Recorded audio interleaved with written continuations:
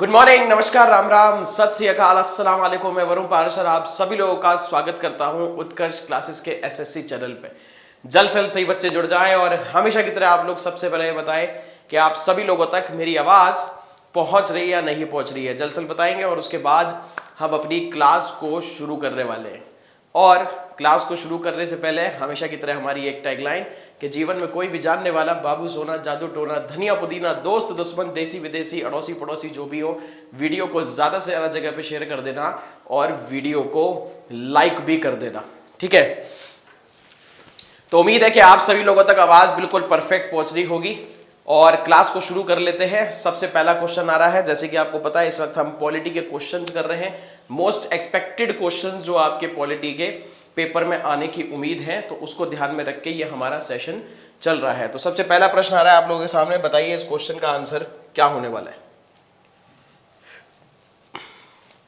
भारत के संविधान में उद्देशिका का विचार कहां से लिया गया है? इटली के संविधान से, कनाडा के संविधान से, फ्रांस के संविधान से या फिर आपके अमेरिका के संविधान से? सबसे पहले तो याद रखेंगे कि उद्देशिका की जो भाषा है, यानी कि प्रीएम्बल की जो भाषा है, भाषा हम लोगों ने कहां पे से ली है? ऑस्ट्रेलिया से ली है। प्रस्तावना की जो शुरुआत होती है वो किससे होती है? वो होती है आपकी हम भारत के लोग से। शुरुआत कौन से शब्दों से होती है? We the people of India से। याद रखें, जो हमारा मूल उद्देशिका थी, मतलब जो हमारा प्रीएम्बल था, उसमें शुरुआत में 3 शब्द नहीं थे। कौन कौन से 3 शब्द नहीं थे? एक तो समाजवाद नहीं था, जिसको आप सोशलिस्ट कहते हैं। एक पंथ निरपेक्ष नहीं था, जिसे आप क्या कहते हैं? सेक्युलर कहते हैं। और एक आपका अखंडता, जिसको इंटीग्रिटी बोला जाता है। ये 3 शब्द ऐसे थे जो आपके शुरुआत में नहीं थे। इन तीनों को किससे जोड़ा गया है? 42वें नंबर के संविधान संशोधन 1976 से जोड़ा गया है। हाँ भाई, क्या जवाब दिया जा रहा है सबके द्वारा? बिल्कुल सही जवाब है। जितने लोगों ने जवाब दिया है डी, एब्सोल्युटली राइट आंसर भाई। अमेरिका इसका सही जवाब होगा। हाँ, वही अमेरिका जो तुम लोगों का सबसे फेवरेट रहता है हमेशा ऑप्शन में, जब भी ये पूछा जाए कि ये कहां से लिया है। तो इस बार जो अमेरिका वाले हैं वो बड़े खुश हो जाए भाई, अमेरिका के संविधान से इसको लिया गया है। भारतीय राजनीतिक व्यवस्था में इनमें से कौन सा सर्वोच्च है, ये आपसे पूछा गया है। क्या सुप्रीम कोर्ट सबसे ऊपर है, संविधान सबसे ऊपर है, संसद सबसे ऊपर है, या फिर धर्म सबसे ऊपर है?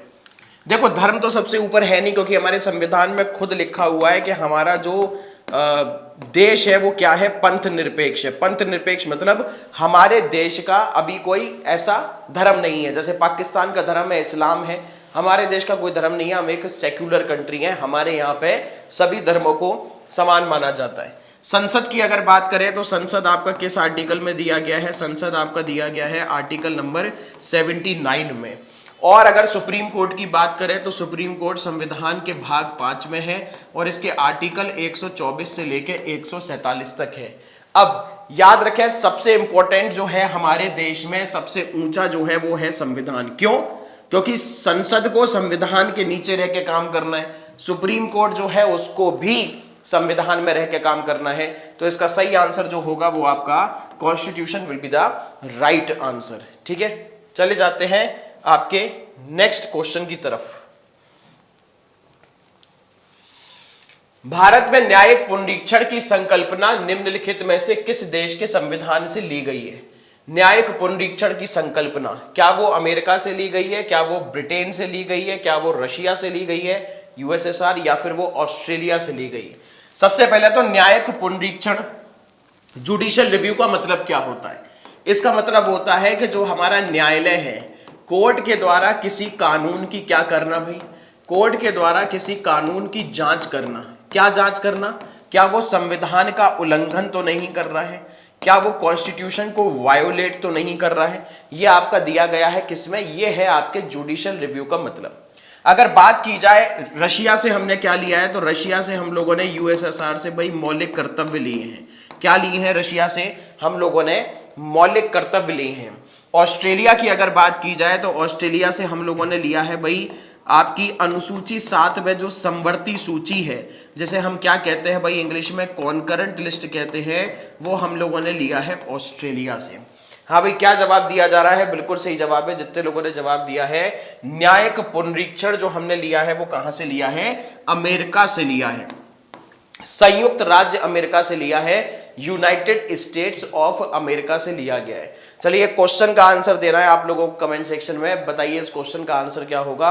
आप लोगों को बताना है कि हमारे जो संसद में संयुक्त बैठक का प्रावधान है, ज्वाइंट सिटिंग का जो प्रावधान है वो हमने किस देश से लिया है।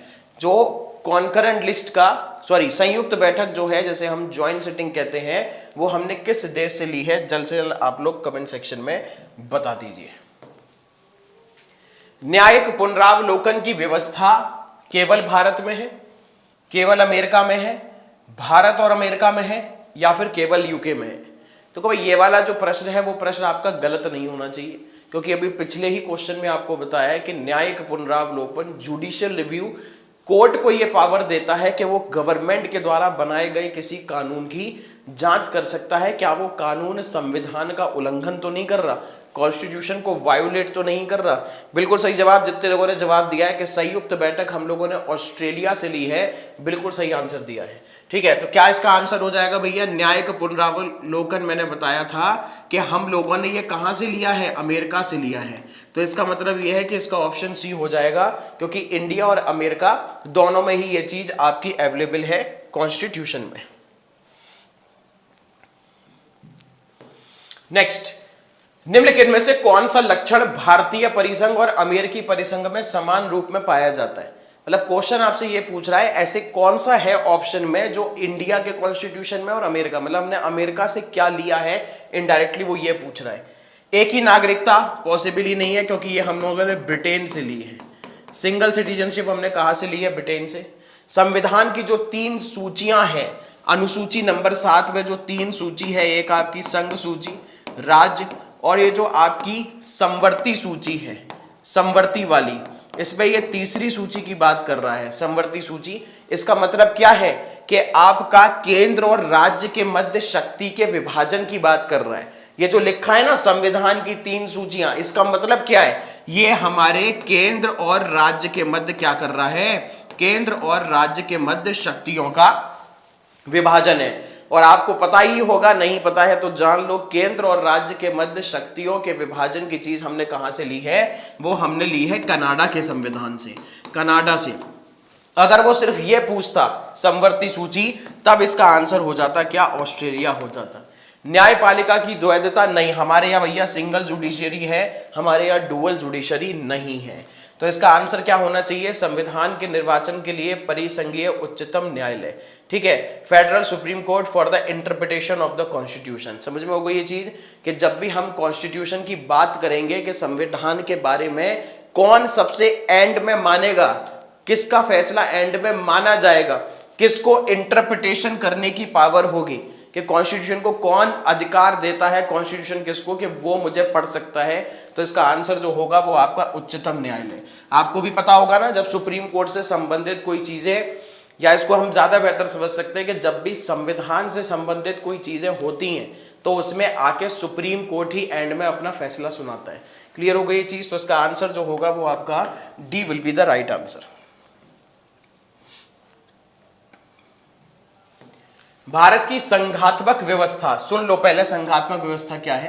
केंद्र और राज्य के मध्य जो शक्ति का विभाजन होता है, केंद्र और राज्य के मध्य शक्ति का विभाजन, पर हमारे यहाँ ज्यादा शक्तिशाली क्या है, हमारे यहाँ जो ज्यादा शक्तिशाली है वो आपका केंद्र है। सेंट्रल गवर्नमेंट क्या है, वो आपकी ज्यादा पावरफुल है। और ये जो केंद्र और राज्य के मध्य शक्ति का विभाजन हमने किस देश से लिया है, ये आपसे पूछा जा रहा है। कनाडा से लिया है, ब्रिटेन से लिया है, अमेरिका से लिया है, या आयरलैंड से। देखो आयरलैंड की अगर बात की जाए तो हमने डीपीएसपी यहाँ से ली है। इसके अलावा राज्यसभा में जो सदस्यों को मनोनीत किया जाता है वो भी हम लोगों ने कहाँ से लिया है, आयरलैंड से ही लिया है। ये भी आप लोगों को याद रखना है। ठीक है, अब इसका आंसर क्या हो जाएगा, केंद्र और राज्य के मध्य शक्ति का विभाजन जो है वो है आपका कनाडा। इसके अलावा जो राज्यपाल की नियुक्ति होती है वो भी हमने कहाँ से ली है, कनाडा से ली है। एक इंपॉर्टेंट चीज है जो आप लोगों को यहाँ पे समझनी है, रेजिडोरी पावर जो होती हैं, कि रेजिडोरी पावर जो होंगी वो आपकी किसके पास रहेंगी, वो केंद्र के पास रहेंगी। ये भी हम लोगों ने कहाँ पे से लिया है, कनाडा से लिया है। ठीक है, तो ये आप लोग याद रखेंगे, इंपॉर्टेंट है। इसका answer A will be the right answer. Next, भारतीय संविधान में राज्यों की संघ की संकल्पना को किससे लिया गया है? देखो भाई, हमारे यहाँ आर्टिकल 1 क्या कहता है? इंडिया यानी कि भारत राज्यों का संघ होगा।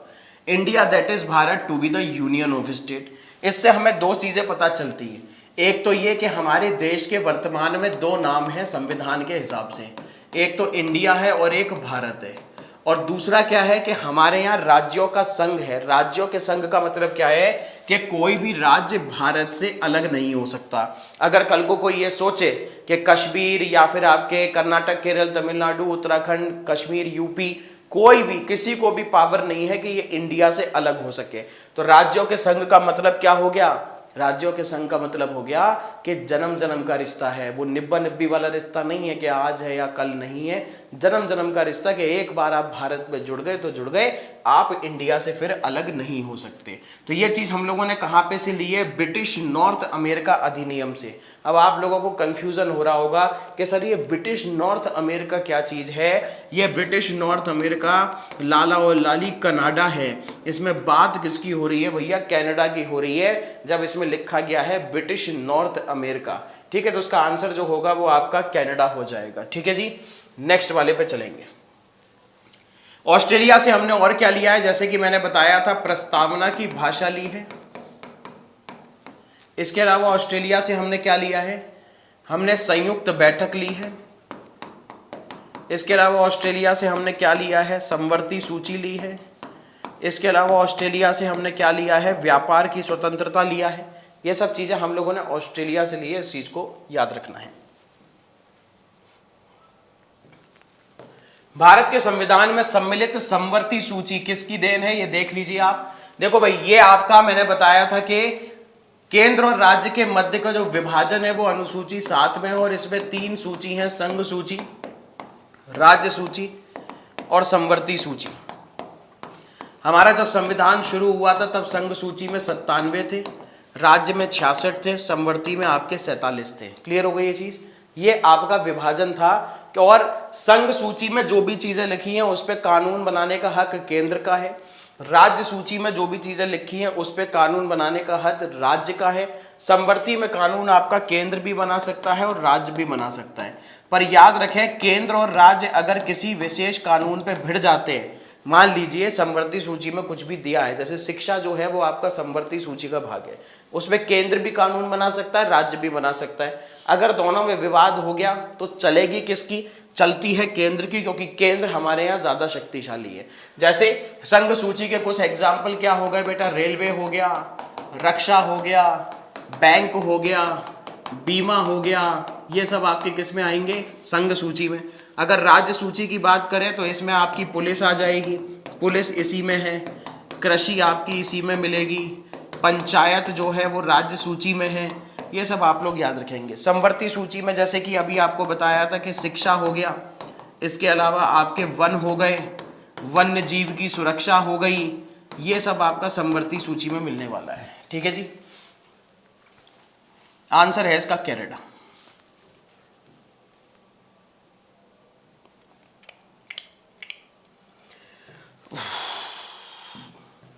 भारत ने समवर्ती सूची की संकल्पना कहां से की है? एक तरीके से ये क्वेश्चन पिछले क्वेश्चन का ही रिपीटेशन है, पर आप देख लीजिए कि किस प्रकार से भाषा को चेंज करके क्वेश्चन आ सकता है।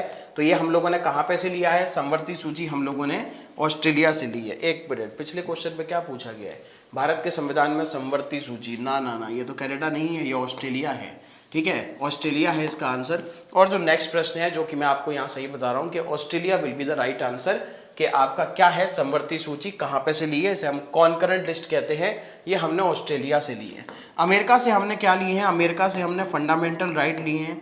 इसके अलावा राष्ट्रपति को जो महाभियोग चलता है, राष्ट्रपति को हटाने की प्रक्रिया, जो महाभियोग, सुप्रीम कोर्ट और हाई कोर्ट के जजों को कैसे हटाया जाएगा, वो भी यहीं से लिया है हमने। ठीक है, तो ये याद रखेंगे। उपराष्ट्रपति का जो पद होता है, वाइस प्रेसिडेंट की पोस्ट जो होती है, वो भी हम लोगों ने कहाँ पे से ली है? हमने अमेरिका के संविधान से ली है। इसके अलावा थोड़ी देर पहले आपको बताया था कि न्यायिक पुनरावलोकन, कानून की जांच करना कि वो सही है या गलत, जिसे हम न्यायिक समीक्षा भी कहते हैं, वो भी हमने कहाँ से लिया है? वो भी हमने लिया है अपने अमेरिका के संविधान से। ठीक है, नेक्स्ट पे चलते हैं।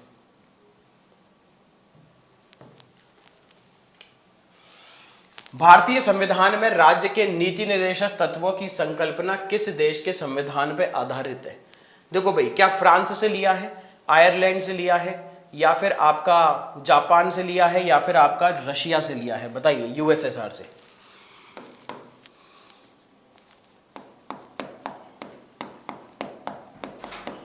विधि द्वारा स्थापित प्रक्रिया, विधि द्वारा स्थापित प्रक्रिया, ये हम लोगों ने कहां पे से ली है? ये हमने जापान से ली है, जैसे इंग्लिश में कहते हैं प्रोसीजर एस्टेब्लिश्ड बाय लॉ। ठीक है। इसके अलावा आयरलैंड से हम लोगों ने क्या क्या लिया है? आयरलैंड से हमने लिया है कि राज्यसभा में जो सदस्यों को मनोनीत किया जाता है वो हम लोगों ने राज्यसभा से लिया है। इसके अलावा हम लोगों ने क्या लिया है राज्यसभा से? डीपीएसपी, जो कि आपके क्वेश्चन में है।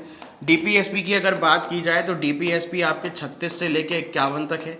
कौन से भाग में है? आपके भाग 4 में है। ये चीज़ आप लोगों को याद रखनी है। ठीक है, बढ़ जाते हैं नेक्स्ट वाले की तरफ। तो इसका आंसर जो होगा वो आपका Ireland will be the right answer. Ireland इसका सही आंसर होगा। हमारे प्रस्तावना में जो शब्द है बंधुत्व, बंधुत्व भी हमने कहाँ पे से लिया है? आपका फ्रांस से लिया है। कहाँ से लिया है बंधुत्व शब्द? हम लोगों ने लिया है फ्रांस से लिया है। ठीक है जी, नेक्स्ट वाले पे चलते हैं। गणराज्य शब्द भी फ्रांस से ही है। भारतीय संविधान में अन्य देशों के संविधानों से कुछ विशिष्टताओं को लिया है। किस देश को राज्य के नीति से? वही है आपका क्वेश्चन, एक तरीके से रिपीट है। पूछा जा रहा है कि डीपीएसपी हम लोगों ने कहां पे से लिए हैं? डीपीएसपी लिए हम लोगों ने आयरलैंड से, directive principle of the state policy, जिनको इंग्लिश में बोला जाता है। ठीक है जी।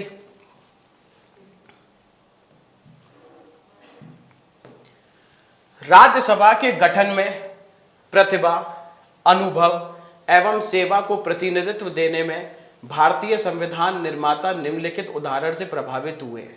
तो क्या वो आयरिश के संविधान से है, कनाडा से, अमेरिका से, ऑस्ट्रेलिया से? देखो, बात घूम फिर के वही आ गई जो आपको थोड़ी देर पहले बताया था, बस भाषा थोड़ी सी बदल गई है। देखो, राज्यसभा में क्या है, आपकी 250 सीटें होती हैं, ज़्यादा से ज़्यादा हो सकती है। इसमें 238 लोग जो है वो चुन के आते हैं, 12 लोग वो होते हैं जो आपके क्या होते हैं? मनोनीत होते हैं। 12 पीपल कौन होते हैं? वो आपके मनोनीत होते हैं। और ये 12 लोग आपके किस क्षेत्र से लिए जाते हैं? कला के क्षेत्र से लिए जाते हैं, साहित्य के क्षेत्र से लिए जाते हैं, विज्ञान के क्षेत्र से लिए जाते हैं, समाज सेवा के क्षेत्र से लिए जाते हैं। ये सारी की सारी चीज़ें आप लोगों को याद रखनी है। तो इसका आंसर क्या होगा? इसका आंसर जो होने वाला है वो आपका क्या है? आपका आयरलैंड। तो आयरलैंड से हम लोगों ने ये सब चीज़ें ली हैं कि राज्यसभा में जो सदस्यों को मनोनीत करते हैं राष्ट्रपति, 12 सदस्यों को, वो हम लोगों ने लिया है कहाँ पे से? हम लोगों ने आयरलैंड के संविधान से लिया है। चलिए, क्या इसका आंसर हो सकता है? ये बहुत एक फेमस क्वेश्चन होता है, बड़ा पेट क्वेश्चन होता है, जिसमें एक तरफ आपके दे दिए जाते हैं कि किस देश है और दूसरी तरफ हमने किस देश से क्या लिया है, ये आपका दे दिया जाता है। तो आप इसका मिलान करें। एक तरफ लिखा हुआ है मूल अधिकार, शासन की संसदीय प्रणाली, आपातकालीन उपबंध या राज्य के नीति निर्देशक तत्व। जल्द से जल्द बताएंगे क्या इसका आंसर हो सकता है।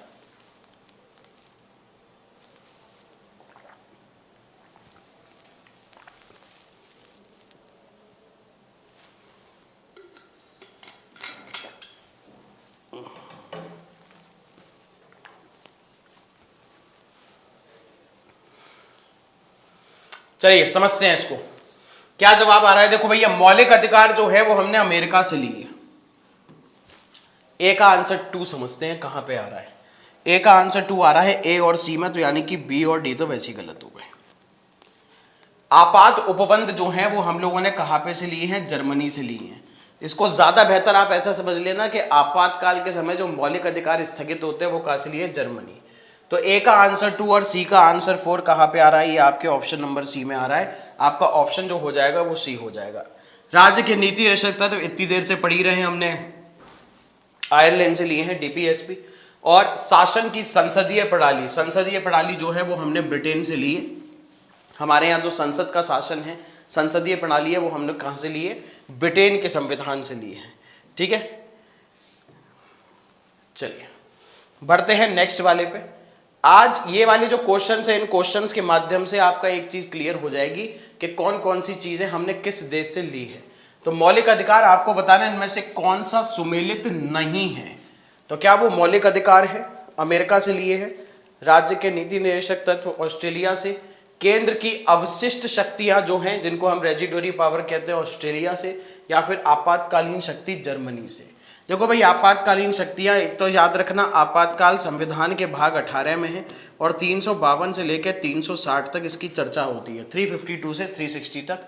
और मौलिक अधिकार अमेरिका से, ये बात तो बिल्कुल जायज़ है भाई, बिल्कुल परफेक्ट है। इसके अलावा नीति निर्देशक तत्व कहाँ से लिया, अभी इतनी देर से हम पढ़ी रहे हैं, आयरलैंड, ये भी बिल्कुल परफेक्ट है।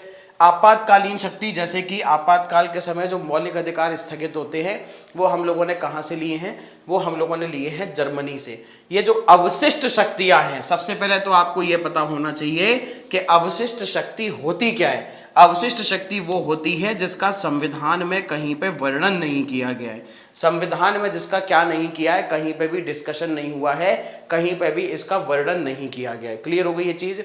साथ में एक और चीज याद रखें, जैसे एग्जाम्पल के तौर पे इंटरनेट है। इंटरनेट जब संविधान बन रहा था तो इंटरनेट जैसा तो कुछ था नहीं, इसलिए संविधान में कहीं नहीं लिखा है कि इंटरनेट पे कानून कौन बनाएगा। तो ये एक अवशिष्ट शक्ति हो गई। अवशिष्ट शक्ति मैंने बताया था जिसका संविधान में कहीं वर्णन नहीं है, इंटरनेट का तो कहीं वर्णन नहीं है। तो ऐसी चीज जिनका संविधान में कहीं वर्णन नहीं है, उनको आप अवशिष्ट शक्ति बोलोगे। साथ में इंपॉर्टेंट चीज क्या है कि ऐसी चीजों पे कानून बनाने का अधिकार किसका होता है, संघ का होता है। केंद्र इस पे कानून बनाता है, राज्य को ये पावर नहीं दी गई है कानून बनाने की। क्लियर हो गई ये चीज। साथ में ये आपके लिए इंपॉर्टेंट, तो इसका गलत क्या होगा, क्योंकि ये चीज हमने ऑस्ट्रेलिया से नहीं, ये हमने कहां पे से ली है, कनाडा से ली है। कहां से ली है, ऑस्ट्रेलिया से नहीं, कनाडा से ली गई है। तो आंसर जो होगा वो इसका C will be the right answer. Next, फिर से ये है आपका मिलान करने के लिए पूछा गया है। बताइए, मिलाइए इसको कि क्या इसका सही होगा क्या गलत। मौलिक अधिकार, डीपीएसपी, मंत्रिमंडल की सरकार और केंद्र राज्य संबंध, वो ब्रिटिश संविधान, कनाडा, आयरिश और अमेरिका। देखो भाई, विधि का शासन, एकल नागरिकता, द्विसदनीय विधायिका, संसदीय सरकार, संसद को मिलने वाले विशेषाधिकार, इसके अलावा मंत्रिमंडल की सरकार, ये सारी की सारी चीजें हम लोगों ने कहां पे से ली हैं, हम लोगों ने ली है ब्रिटेन के संविधान से। तो सबसे पहले बताया था भाई, मौलिक अधिकार तो पता ही है अमेरिका से लिया है। ए का आंसर क्या हो जाएगा भैया, 4 हो जाएगा। क्या बात है भाई, चारों में ही आ रहा है तो हो ही नहीं सकता। नेक्स्ट पे चलते हैं। डीपीएसपी मैंने बताया आयरलैंड के संविधान से, तो बी का आंसर जो हो जाएगा वो 3 हो जाएगा। तो बी का आंसर 3, यानी कि ये भी गलत और ये भी गलत। तो आंसर जो होगा वो ए या डी में से होगा। मंत्रिमंडल की सरकार जो है वो ब्रिटेन से है, तो सी का आंसर जो हो जाएगा वो 1 हो जाएगा। ये हो गया आपका सही आंसर। ये हो गया आपका आंसर क्या, D will be the right answer. तो जितने लोगों ने डी जवाब दिया है उन लोगों का जवाब यहाँ पे बिल्कुल सही होने वाला है। ठीक है जी, नेक्स्ट पे चलते हैं।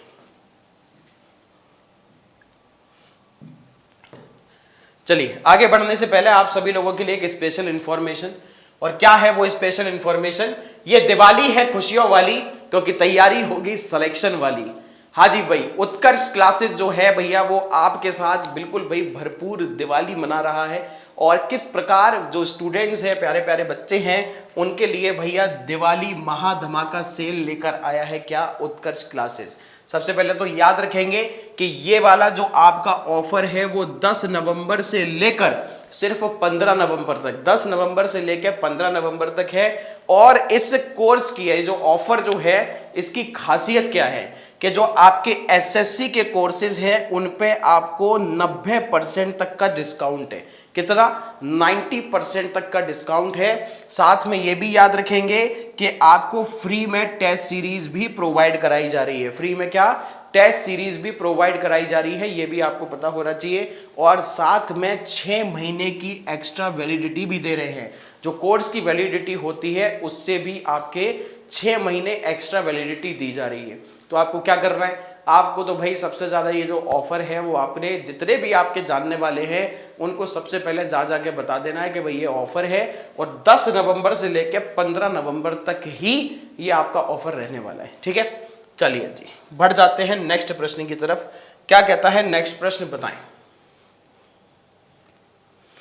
वही है, और ये सबसे बेहतरीन प्रश्नों में से एक होते हैं जो मिलान वाले आते हैं। इसमें एक ही क्वेश्चन से चार चार क्वेश्चन निपट जाते हैं, तो पता चल जाता है बच्चे को कितना आता है। विधि का शासन, विधि द्वारा स्थापित प्रक्रिया, राष्ट्रपति के विचार, राज्यपाल द्वारा विधेयक सुरक्षित रखना, और विस्तृत उभयनिष्ठ सूची।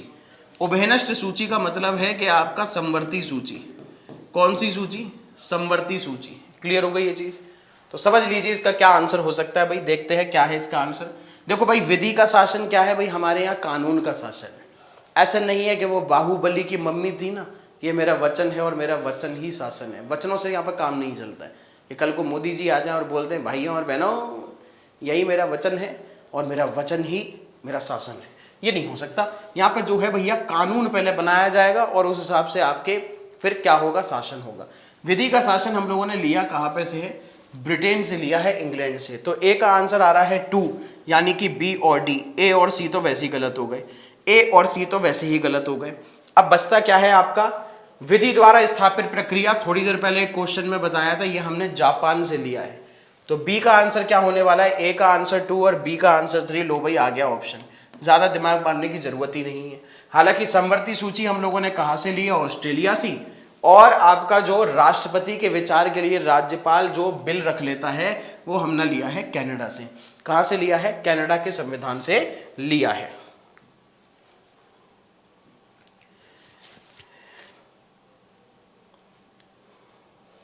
नेक्स्ट बताएं। देखो भाई, पहले तो आप देख लीजिए, इसको इंग्लिश वाले फॉर्म से कर लेते हैं, क्योंकि इंग्लिश वाले फॉर्म में यह है कि ऑप्शंस अवेलेबल हैं। क्या है भाई? ऑप्शन अवेलेबल है। इनको मैं हिंदी में लिख देता हूं, ठीक है। डीपीएसपी भैया राज्य के नीति निर्देशक तत्व है, राज्य के नीति निर्देशक तत्व। फंडामेंटल राइट क्या है भाई? मौलिक अधिकार है, तो यहां से आप इसे मैच कर सकते हैं। इसके अलावा कॉन्करेंट लिस्ट, इसे समवर्ती सूची कहा जाता है। कौन सी सूची कहते हैं? समवर्ती सूची। India is a union of state, वही भारत राज्यों का संघ है। भारत क्या है भाई? राज्यों का संघ है। अब बताओ इसका आंसर क्या होगा? ये मत कहना कि सर क्वेश्चन ही गलत है, यहाँ पे 4 दिए हैं, वहां पे 5 ऑप्शन दिए हैं। वो बेटा बेवकूफ बनाने के लिए दिए गए हैं, जिससे और आपके लिए थोड़ा सा टफ कर दिया जाए। तो बताओ 5 4 1 2 3 5 2 1 5 4 2 1 या फिर 3 5 1 2? बताओ। देखो डीपीएसपी हम इतनी देर से पढ़ ही रहे हैं, ए का आंसर 3 होना चाहिए। आयरलैंड से लिया है। ए का आंसर 3 कहां पे आ रहा है? बी और डी में। तो ये तो पहले ही गलत, इस पे ध्यान ही नहीं देना है। फंडामेंटल राइट हमने लिए हैं, आपके सबसे मनपसंद फंडामेंटल राइट अमेरिका से लिए हैं, तो बी का आंसर होना चाहिए 5। तो ए का आंसर हो गया 3, बी का हो गया आंसर 5। अरे भाई ये तो दोनों में आ रहा है, तो आगे बढ़ना पड़ेगा। समवर्ती सूची कॉन्करेंट लिस्ट हमने ली है ऑस्ट्रेलिया से, सी का आंसर 1 होना चाहिए। तो सी का आंसर 1 आपका आ रहा है सिर्फ डी ऑप्शन में। इस प्रकार आपका आंसर जो सही होगा वो क्या होगा? आपका D will be the right answer, perfect वाला जवाब। तो यह आंसर जो है वो आपका डी इसका जवाब होने वाला है। नेक्स्ट, भारतीय संविधान में मौलिक कर्तव्यों का विचार कहां से लिया? अमेरिका से, ब्रिटेन से, रूस से या फिर फ्रांस के संविधान से? देखो मौलिक कर्तव्य की बात की जाए तो शुरुआत में हमारे संविधान में, जब संविधान शुरू हुआ था तब मौलिक कर्तव्य नहीं थे। फिर एक 42वें नंबर का संविधान संशोधन किया गया 1976 में। किसके टाइम पे? इंदिरा गांधी के टाइम पे। किसके टाइम पे किया गया था? इंदिरा गांधी के टाइम पे किया गया था। साथ में एक इंपॉर्टेंट चीज जो आपको याद रखनी है वो क्या है? वो ये याद रखना है कि किस समिति के कहने पे इनको जोड़ा गया था। स्वर्ण सिंह समिति जो थी, ठीक है, स्वर्ण सिंह समिति जो थी, उस समिति के कहने पे मौलिक कर्तव्य जोड़े गए थे। शुरुआत में जब मौलिक कर्तव्य जोड़े गए थे तब उनकी संख्या कितनी थी? तब उनकी संख्या थी 10। वर्तमान में मौलिक कर्तव्य कौन से हैं? कितने हैं? 11। 11वें मौलिक कर्तव्य को जोड़ा गया था 86वें नंबर के संविधान संशोधन 2002 से। 11वें नंबर का मौलिक कर्तव्य कहता क्या है? वो ये कहता है कि माता पिता की ये जिम्मेदारी होगी कि वो अपने बच्चों की शिक्षा का प्रयास करेंगे। ठीक है, बच्चों की शिक्षा का प्रयास करेंगे, ये आपका 11वें नंबर का मौलिक कर्तव्य है। लिया कहाँ से हमने मौलिक कर्तव्य? ये हमने रूस, जिसको पूर्व में सोवियत संघ कहते थे, यूएसएसआर कहते थे, उस देश के संविधान से लिया है। क्लियर हो गई? तो इसका आंसर जो होगा वो आपका C will be the right answer. ठीक है,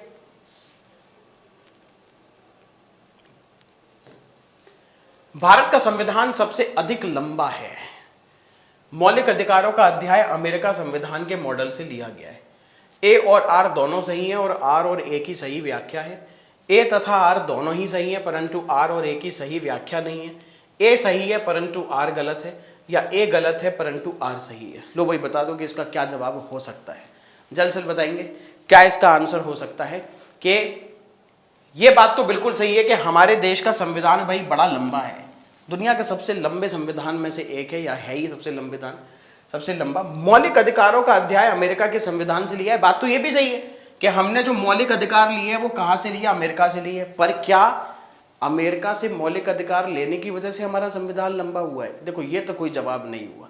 ये संविधान लंबा है ये तो पता है, पर अमेरिका तो पूरी दुनिया का सबसे छोटा संविधान है। लिखित संविधान जो है मुश्किल से 6-7 आर्टिकल है उसमें, तो ये तो हम कह नहीं सकते अमेरिका से मौलिक अधिकार ले लिया तो हमारा संविधान सबसे लंबा हो गया। हमारे संविधान का लंबा होने का, बड़ा होने का कारण ये है कि हमारा केंद्र का और राज्य का दोनों का संविधान एक ही है। मतलब एक ही संविधान में केंद्र के बारे में भी बात की गई है, राज्य के बारे में भी बात की गई है। या तो ऐसा होता केंद्र का संविधान अलग, राज्य का अलग, तो फिर हमारा संविधान छोटा हो जाता, ठीक है। पर दोनों का एक ही है, इस हिसाब से इसका आंसर क्या होगा कि ए और आर बात तो दोनों सही है परंतु आर जो है वो ए की सही व्याख्या नहीं है, उसको सही तरीके से क्या कर रहा है, डिस्क्राइब नहीं कर रहा है, ठीक है। नेक्स्ट पे चलेंगे।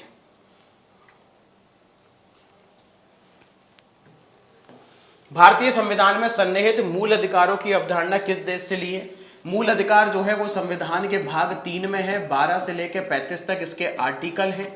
इसके अलावा अगर बात की जाए मौलिक अधिकार हम लोगों ने लिए कहाँ से? अमेरिका से लिए, ये भी आप लोगों को याद रखना है, ठीक है। कहाँ से लिया? अमेरिका से। अमेरिका से हमने क्या लिया है भैया? उपराष्ट्रपति जो होते हैं उनका जो पद है वो यहीं पे से लिया है, ये आपको याद रखना है, उपराष्ट्रपति का पद। इसके अलावा राष्ट्रपति पे वो जो महाभियोग लगता है, इम्पीचमेंट, वो भी हम लोगों ने यहीं पे से लिया है। इसके अलावा सुप्रीम कोर्ट और हाई कोर्ट के जज को कैसे हटाओगे, वो भी यहीं से लिया है।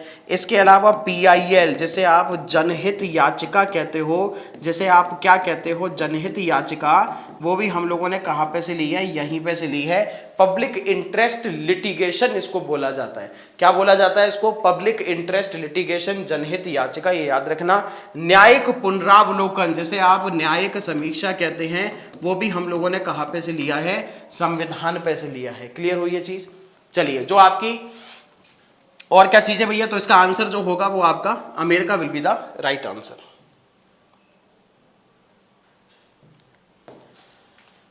नेक्स्ट,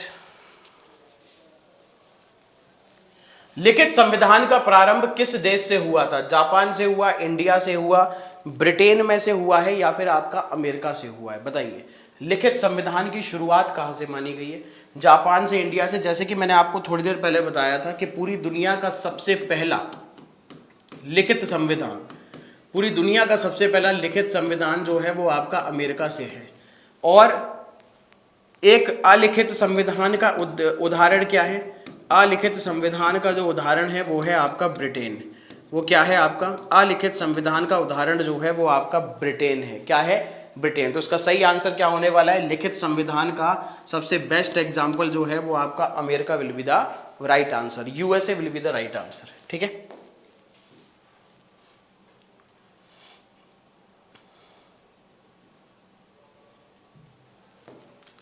किस अधिनियम के द्वारा केंद्र में, राज्य नहीं पूछ रहा है, प्रांत, केंद्र में द्विसदनात्मक विधानमंडल की स्थापना की गई थी? मतलब द्विसदन केंद्र में, प्रांत पे नहीं पूछ रहा है।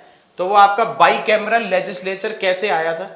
1909 के कानून से आया था, 1919 के कानून से, 1935 से आया था बाइकैमरलिज्म, या फिर आपका उपर्युक्त में से कोई नहीं।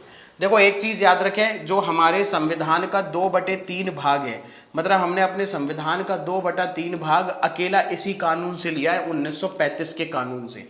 एक इंपॉर्टेंट चीज क्या है? 250 से ज्यादा अनुच्छेद। हमारे संविधान जब शुरू हुआ था तब कितने अनुच्छेद थे? 395 आर्टिकल्स थे, और उनमें से 250 से ज्यादा अनुच्छेद हमने अकेले इसी देश के संविधान से लिए हैं। याद रखना, इसी कानून से 1937 में बर्मा को भारत से अलग कर दिया गया था। तो ये भी आप लोगों के लिए याद रखना है। तो इसका आंसर जो हो जाएगा वो आंसर क्या हो जाएगा? ये बेटा आप लोगों के लिए होमवर्क है।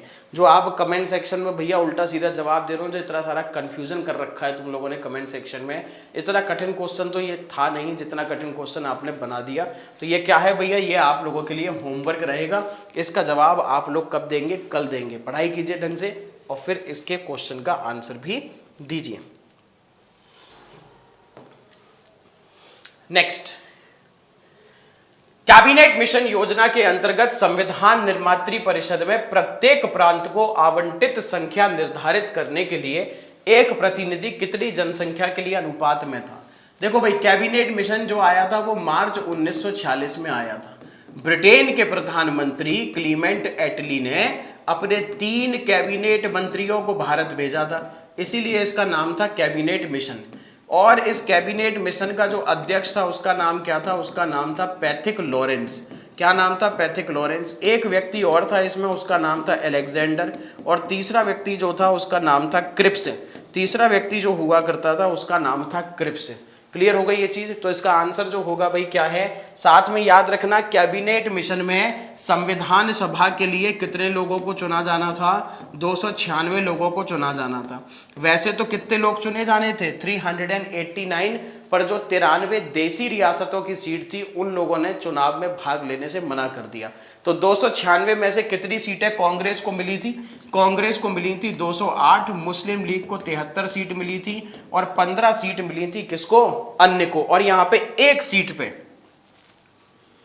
कितनी जनसंख्या थी, 10 लाख की जनसंख्या पे आपकी एक सीट यहां पे रखी गई थी।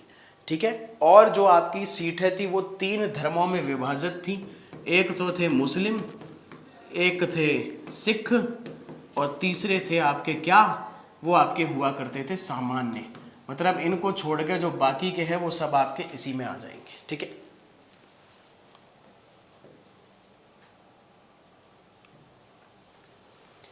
संविधान सभा की पहली अनौपचारिक मांग पूछ रहे हैं, औपचारिक नहीं अनौपचारिक। अनौपचारिक और औपचारिक में अंतर क्या है कि अनौपचारिक है कि हाँ ठीक है संविधान सभा चाहिए, मांग ली संविधान सभा के, दे दीजिए संविधान सभा। औपचारिक क्या होती है, उसमें एक पूरा प्रॉपर प्रोसेस फॉलो होता है, लिख कर बिल्कुल एप्लीकेशन के माध्यम से भैया अंग्रेजों से संविधान सभा मांगी।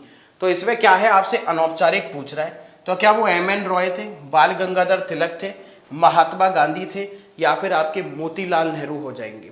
तो देखो भाई, अगर आपसे पूछा जाए कि पहली औपचारिक मांग किसने करी थी, सबसे पहली जो औपचारिक मांग करी थी वो किसने करी थी, वो आपके एम.एन. रॉय ने करी थी, जिनका नाम था मानवेंद्र नाथ रॉय। ये थे जिन्होंने पहले औपचारिक मांग करी थी। अगर बात की जाए अनौपचारिक मांग की, तो 1895 के आसपास बाल गंगाधर तिलक ने सर्वप्रथम अनौपचारिक मांग करी थी, इनफॉर्मल डिमांड करी थी। हालांकि अगर बात की जाए संविधान सभा, सबसे पहले अंग्रेज कब माने थे कि संविधान सभा देंगे, 1940 में एक प्रस्ताव आया था जिसे अगस्त प्रस्ताव कहते हैं। इस अगस्त प्रस्ताव में सबसे पहली बार अंग्रेजों ने यह बात कबूल करी थी कि हम संविधान सभा भारत के लोगों को देंगे, पर क्या दी थी, नहीं दी थी। अगस्त प्रस्ताव से संविधान सभा नहीं मिली है। संविधान सभा जो मिली है वो किससे मिली है, कैबिनेट मिशन से मिली है। किससे, 1946 के कैबिनेट मिशन से मिली है। आंसर इसका हो जाएगा बाल गंगाधर तिलक। गांधी जी ने भी मांगी थी पर अंग्रेजों ने किसी की डिमांड एज सच फुलफिल नहीं करी थी। चलिए नेक्स्ट, संविधान सभा का स्थायी अध्यक्ष किसे चुना गया था, सच्चिदानंद सिन्हा को, भीमराव अंबेडकर साहब को, राजेंद्र प्रसाद को, या एस.सी. मुखर्जी को। देखो अगर बात की जाए तो 9 दिसंबर को सबसे पहली बैठक हुई थी संविधान सभा की। जो सच्चिदानंद सिन्हा थे इनको कैसा अध्यक्ष चुन लिया गया था, इनको अस्थायी अध्यक्ष चुन लिया गया था। कैसा, टेम्पररी। इसके 2 दिन बाद 11 दिसंबर 1946 को कौन सा अध्यक्ष चुना गया भाई, संविधान सभा की दूसरी बैठक हुई थी, संविधान सभा की दूसरी बैठक। और इस दूसरी बैठक में राजेंद्र प्रसाद को कैसा अध्यक्ष चुना गया था, अस्थायी अध्यक्ष। इसके अलावा एच.सी. मुखर्जी हैं, उनको जो क्या था, उपाध्यक्ष का पद दिया गया था। एच.सी. मुखर्जी कौन थे, उपाध्यक्ष थे। कमेंट सेक्शन में बता दीजिए भाई, कमेंट सेक्शन में, कि संविधान के सलाहकार का पद किसे दिया गया था। संविधान का जो सलाहकार है वो पोस्ट किसको दी गई थी, ये आप लोगों से पूछी गई है, बता दीजिए इसका आंसर क्या हो सकता है। ठीक है, तो इसका आंसर क्या हो जाएगा भाई, वो तो आप बता ही देंगे, पर यहाँ पे स्थायी अध्यक्ष की बात हो रही है, तो स्थायी अध्यक्ष जो हो जाएंगे वो है राजेंद्र प्रसाद। भीमराव अंबेडकर साहब के नेतृत्व में आपकी ड्राफ्टिंग कमेटी, जिसे आपको मसौदा समिति कहते हैं, प्रारूप समिति कहते हैं, इसके अध्यक्ष भीमराव अंबेडकर थे। यह समिति आपकी कब बनी थी, 29 अगस्त 1947 को बनी थी, यह भी आप लोगों को याद रखना है। इसके अलावा 13 दिसंबर 1946 को संविधान सभा की तीसरी बैठक हुई थी। इसी बैठक में भैया आपका क्या था, जवाहरलाल नेहरू ने उद्देश्य प्रस्ताव पेश किया था। जवाहरलाल नेहरू ने उद्देश्य प्रस्ताव पेश किया था। इस उद्देश्य प्रस्ताव को कौन सी तारीख को पास किया गया था, 22 जनवरी 1947 को उद्देश्य प्रस्ताव को पास कर दिया था। और यही उद्देश्य प्रस्ताव आगे जाके संविधान की क्या बना था, ये आगे जाके संविधान की प्रस्तावना बना था। क्या बना था, संविधान की प्रीएम्बल बना था। ठीक है जी, नेक्स्ट।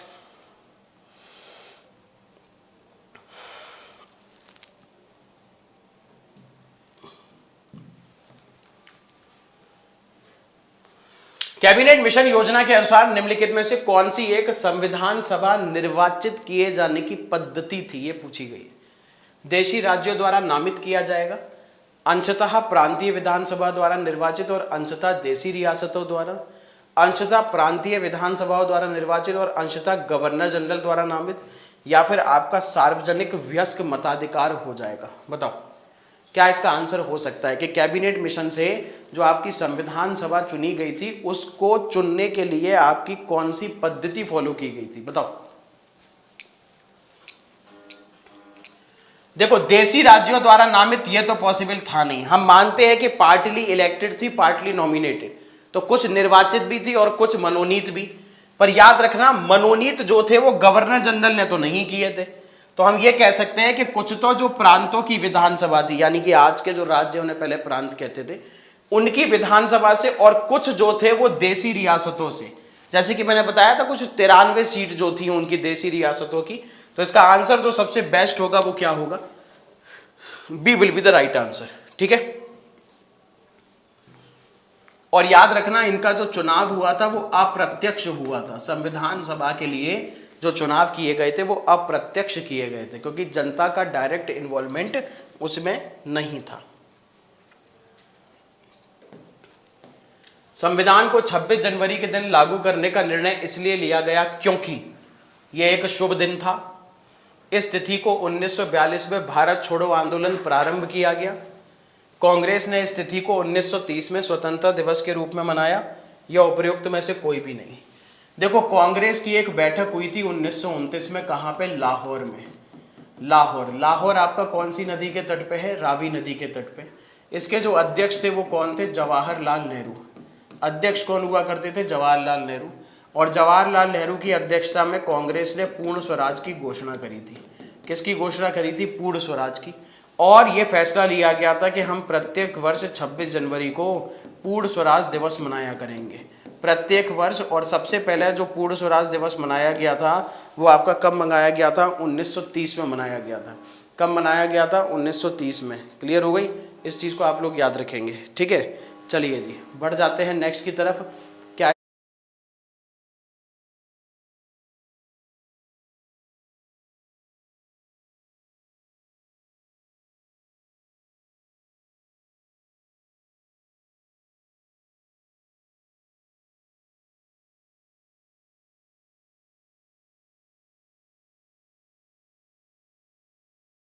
ऑस्ट्रेलिया से की गई है, कनाडा से की गई है, अमेरिका से की गई है, या फिर आयरलैंड से, कि संविधान ही आपका सर्वोच्च है, सबसे ऊपर क्या है, आपका कॉन्स्टिट्यूशन है, वो हम लोगों ने कहाँ पे से लिया है। देखो, जैसे कि मैंने आपको बताया था कि हमारे देश का भी संविधान कैसा है, लिखित है। हमारे देश का जो संविधान है वो कैसा है, लिखित है। इसके अलावा अगर बात की जाए अमेरिका का जो संविधान है वो भी आपका लिखित है। पर हम कह सकते हैं अमेरिका का संविधान सबसे छोटा लिखित संविधान है। मुश्किल से आपको 7 आर्टिकल देखने को मिलेंगे इसमें। तो हम कह सकते हैं कि हाँ, जो संविधान की सर्वोच्चता है वो कहाँ पे से आई है, अमेरिका में से आई है। कहाँ पे से आई है, अमेरिका से आई है। ये आप लोगों के लिए इंपॉर्टेंट है। ठीक, देखो, ये वही क्वेश्चन है जो आपको थोड़ी देर पहले पढ़ाया था कि भारतीय संविधान का सबसे बड़ा एकाकी स्रोत कौन सा है। ठीक है,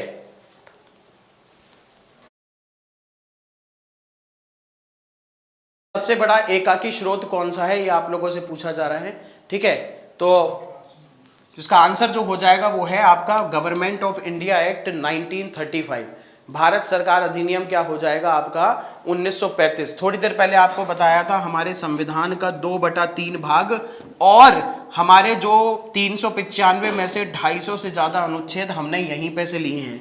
न्यायपालिका की जो चीज़ें हैं वो भी हमने यहीं से ली हैं। इसके अलावा जो आपातकाल की चीज़ें हैं वो भी यहीं से ली है। देखो, आपातकाल के दौरान मौलिक अधिकार का स्थगन करने की बात आती है तो वो हमने लिया है कहाँ पे से, जर्मनी से, पर बाकी के जो प्रावधान है वो आपके यहीं पे से लिए गए हैं। तो ये भी आप लोगों को याद रखना है। ठीक है जी, चलिए जी, अब जाते जाते भैया आप लोगों के लिए एक स्पेशल इन्फॉर्मेशन। ये इन्फॉर्मेशन क्या है भैया, ये आपको सबसे पहले तो याद रखना है, सब लोगों को, ज़्यादा से ज़्यादा लोगों को क्या कर देनी है, शेयर भी कर देनी है।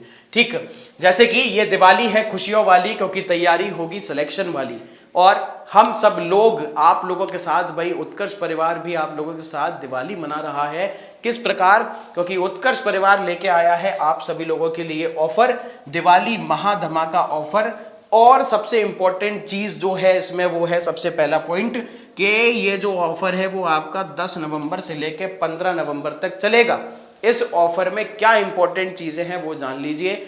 एसएससी के जो आपके कोर्सेज हैं उन पे आपका क्या है 90% तक का क्या दिया जा रहा है, डिस्काउंट दिया जा रहा है। और साथ में इंपॉर्टेंट क्या है कि टेस्ट सीरीज जो है वो आपको बिल्कुल इसके साथ फ्री ऑफ कॉस्ट मिलने वाली है। और जो कोर्स की वैलिडिटी है, जो नॉर्मल वैलिडिटी होती है, उससे आपको 6 महीने एक्स्ट्रा ही दी जाएगी। तो भाई ये बहुत अच्छा ऑफर है और इस ऑफर को आप जल्द से जल्द अवेल कर लीजिए और जो भी आपके जानने वाले हैं उनको भी इस ऑफर के बारे में जरूर बता देना। ठीक है, तो आज की क्लास को हम यहीं सीमित रखते हैं। कमेंट सेक्शन में जो आप सब लोग इतना सारा प्यार दे रहे हो उसके लिए बहुत बहुत शुक्रिया। और सभी लोगों को भैया धनतेरस की बहुत सारी भैया भर भर के खूब सारी शुभकामनाएं आपको और आपके परिवार वालों को। ठीक है, तो हम आप लोगों से जल्दी मिलेंगे, तब तक सब लोग अपना ख्याल रखें, पढ़ाई करते रहें। थैंक यू एवरीवन, जय हिंद, जय भारत।